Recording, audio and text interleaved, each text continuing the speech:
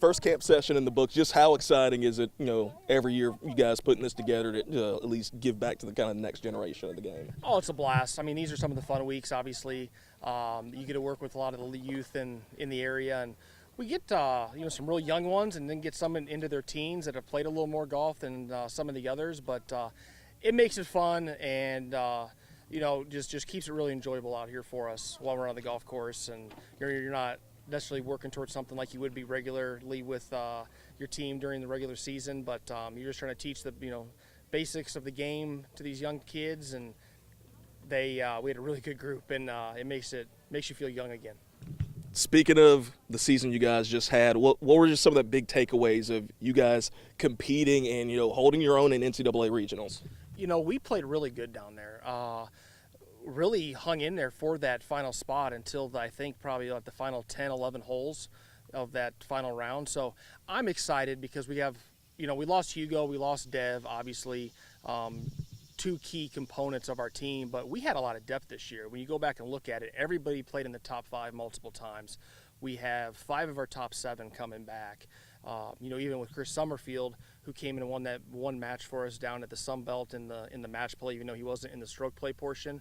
So we have a lot of guys who were sophomores, juniors, and even Jake Lyle is a true freshman who really played great down the stretch. So being in that situation, playing that type of field for those guys and be able to hold their own, like you said, I think it's going to give us a lot of momentum coming back into next year to where the guys believe they can do it, especially the younger guys. They've been there now, they've had a taste of it, and coming off the conference championship, it's something that they know they're going to be able to do again, and hopefully gets our season kick-started off and right down in South Carolina.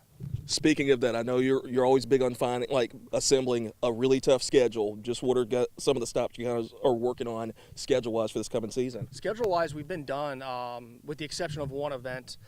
With the new ranking system, it's not GolfStat anymore, it's scoreboard. So we don't know. This is the first year using it and how the computer is going to, rank the strength of schedule, maybe, stroke differential, some key components. So we had to go back and really kind of dissect that, and I still don't think anybody knows. It doesn't matter who you are. So we're, everyone's doing their best, but we're going to open up again down at the Golf Week at Pawleys Island again in September. Then we added New Mexico's event, which is going to be a super strong regional type field. And then we host the Bubba Barnett, and then we had a gap in our fall schedule to where we didn't really know where to go, what to play in, and I just didn't feel like the strength of the fields were any good. So we're gonna add just an all individual event in there down in the Dallas area to where we can take the entire team. There won't be any win losses on the team side of things, but it's going to guarantee everybody another 3-day event and get everybody some more competition. And then we'll end our fall in Hawaii, which will be a good one. And you'll have teams from all over the country down there, and we're going to open up again in Vegas like we had the last couple of years, and that's always a good one on a really good golf course and a real strong field. And we've actually changed quite a bit up in the spring this year, just because of some weather scenarios and some wind and some different things we ran into. We're going to try to stay in the warmest climates that we can. So we're going to go down to Phoenix, playing Grand Canyons. They host a really good event on their home golf course. You get to see a lot of former Pac-12 teams and some of those West Coast schools, and you get people from the Midwest out there. And then we're going to go to San Diego. They host one at Torrey Pines South.